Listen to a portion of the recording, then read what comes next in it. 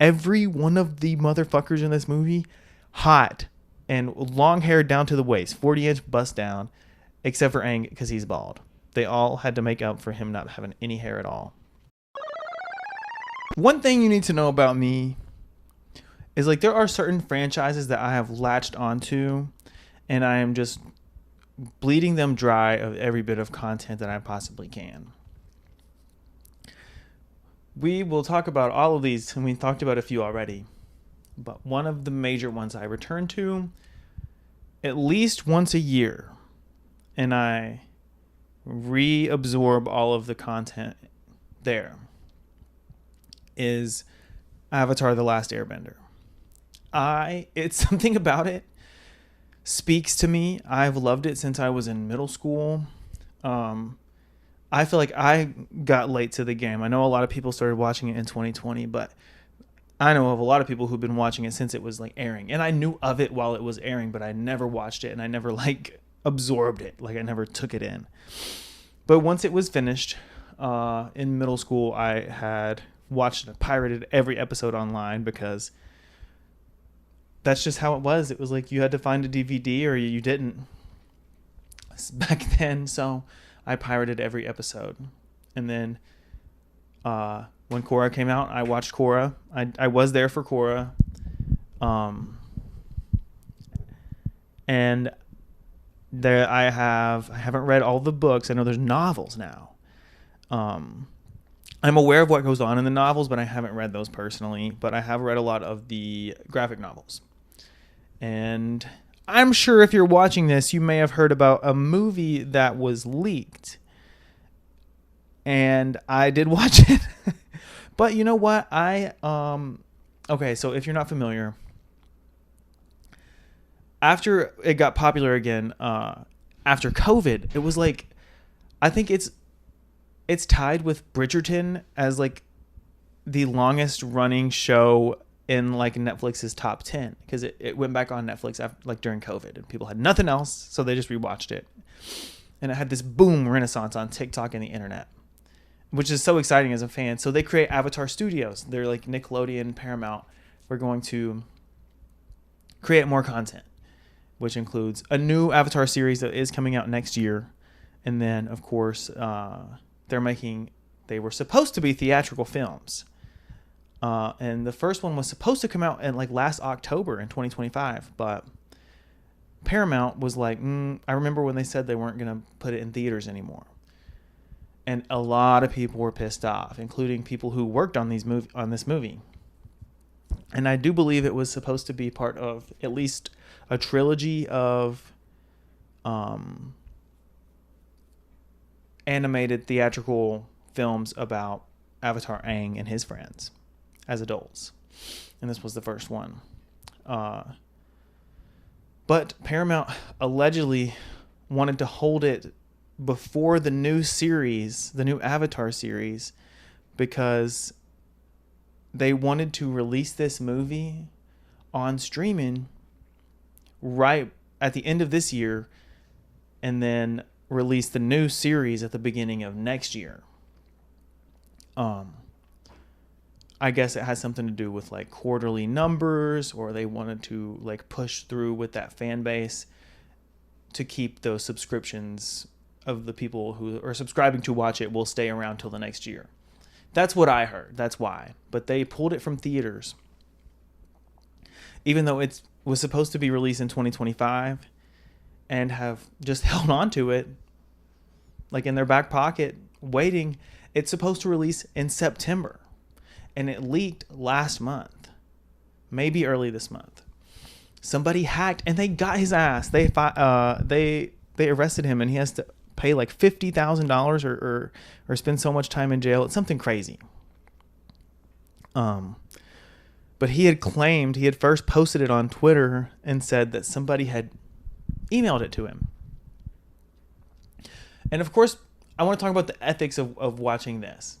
One, I have been pirating Avatar and other movies as far as it goes back. I grew up super poor, and my parents were not going to be the ones to pay for a bunch of DVDs or a bunch of shows or back when Netflix was, they mail it to you. Like, that was just never going to happen. So it was like, I either had to find ways to watch stuff online, or just not watch. And of course, I was just going to, it was so easy. I've been pirating for years, baby. I have never had to try so little to find a movie. This movie was everywhere, and it still is. It would take, wouldn't even have to try. I would just have to scroll down my feed and somebody posts it like every hour.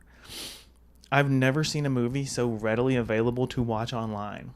And I don't think Paramount has done anything except press charges against that guy, which is such the bad move. They really fucked up this situation. They could have played it off. They could have announced that they were going to re-release it into theaters, which is like what a lot of people have said that they should do now that this happened, to still get some money. I think Paramount is just going to continue with their original plan that they made after they decided not to release it in theaters, which is so stupid. I'm still going to watch it. Fuck Paramount.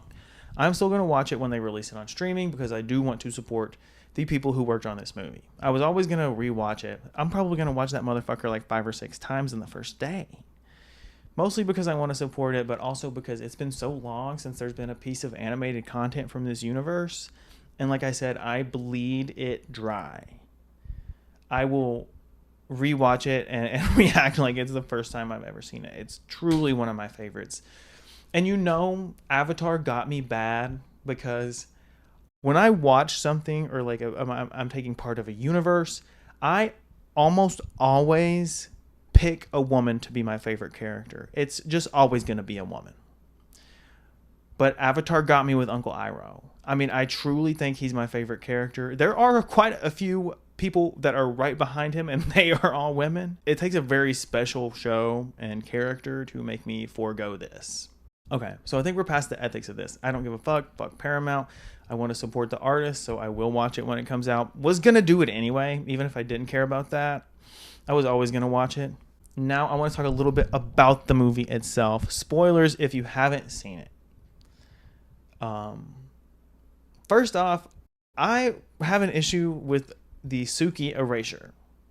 Where the fuck is Suki? And after I had these strong opinions, it actually pisses me off because people act like she just wasn't there. She was there for the entire finale. She was there since season 1 of the show.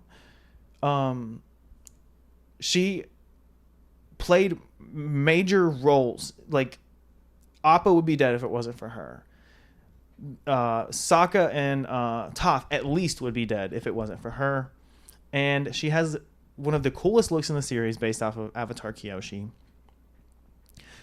She has the best, like, she's one of the best non-benders in the universe. And she was there consistently. And she was there for the finale. She was a part of the gang for the finale. But you never hear a word about her in Korra. What happened to her, like what she ended up doing, if she lived or if she's still alive or not. And then at the beginning of this, they have the intro where Aang is talking about how they saved the world. It shows everyone that was there for the finale, like up against the Fire Nation airships, which is the finale of the first series, and everyone is there but Suki. Which is so ridiculous. That bitch was there. She was literally there. Like, turned to the left a little. She was right there and played a huge role in it. That's so frustrating. I did see there are some Suki crumbs in the movie, which I'm glad that they did something. It was literally in still images that they show at the end, like through the through the credits. So she's there in spirit and barely anything more. So I'm happy. I'll take my Suki crumbs. But Suki was there. I'm tired of the Suki erasure. If they continue with these films, I have a wish list, okay? I do think that if they do another 2 films, I really think one should focus on Zuko. Of course, it needs to be Zuko and like the Fire Nation and being the Fire Lord. The rest of the gang has to be there as well. But this movie was mainly an Aang story. Everyone else was there. Except for Suki. Everyone else was there except for Suki. But there wasn't much character development for anybody outside of Aang. Which is okay. He's like the main guy. That's fine. But I do think the next one should focus on Zuko and Aang's relationship as adults. Um, also on my wish list, I want them to go back to the Swamp Benders. I really resonate with them, and we never got to see like how their culture worked. Like we never got to see how they were like operating, and I do think that it would be in character for the gang to return there after the war to help them like integrate with the other water tribes, or have open some kind of communication with the rest of the world. And I need to see fucking Suki, and I would like to see May and Ty Lee as well. Because those are really the other main characters you just don't hear about ever again. I know that they're in some of the comics, but those are only up to like a couple years after the original series ends. I did like how they showed them finding the herd of the air bison, the sky bison, the flying bison, whichever you prefer. That they have in Korra, because in the first series, obviously you think Appa's the last one, and in Korra they have like a whole new herd of them. And I like how they show where they find them, and it kind of bridges the gap. Like they create the Air Temple Island, like it bridges a couple things between Atla and Korra, which is nice. But I would need to see maybe a little bit more character development from the entire cast. I thought the animation was fantastic. Like it should have been in theaters. Like it was designed to be in theaters. Like that. It's really frustrating to me, my homegirl, that they did this. And I think that's why it got leaked. Paramount listens to what people are saying now and just does a theatrical release as soon as they could possibly work that out. And I think that they would see quite a cash return and make up for what was lost to them due to the leak. And more, and even more.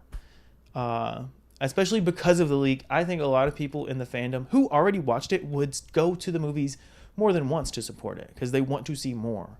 It's also just like, had this been leaked like a month before the movie came out, I think I could have held out hope. I think I could have stopped myself.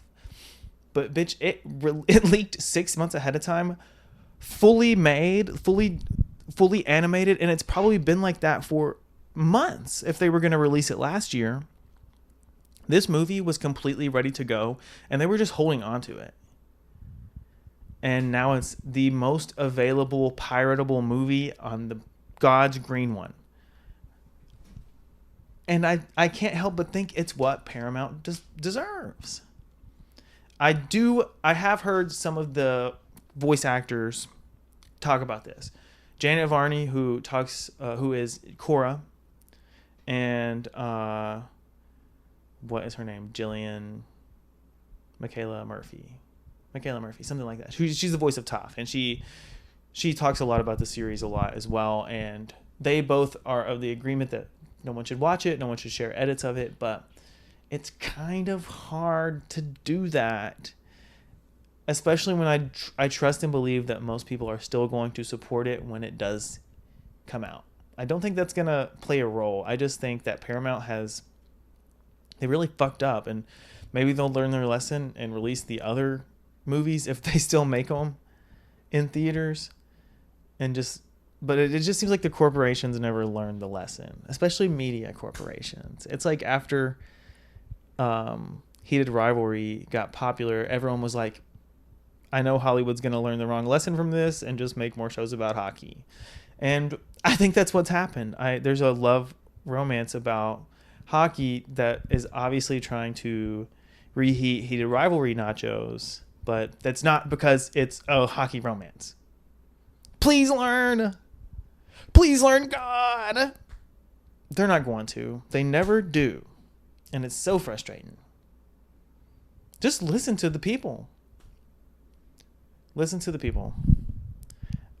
Also, if you don't fuck with Avatar Korra, I don't fuck with you at all. I don't fuck with you. Nothing. Korra made mistakes. So did Aang. Korra losing the Avatar cycle was not her fault. You guys suck. Aang died in the Avatar state as well and was only brought back because of Katara, who is also hated on for no good reason other than she's a woman. Fuck you guys. Okay. Thank you for tuning in. I will be posting another one of these bad boys next week for sure. If not, you can hunt me down and shoot me. Thank you for listening. Let me know what you thought of the movie. But I think I've heard mostly positive things about the film as a whole. And they're all hot. Wait, I forgot to say this. Every one of the motherfuckers in this movie, hot. And long hair down to the waist. 40-inch bust down. Except for Aang because he's bald. They all had to make up for him not having any hair at all.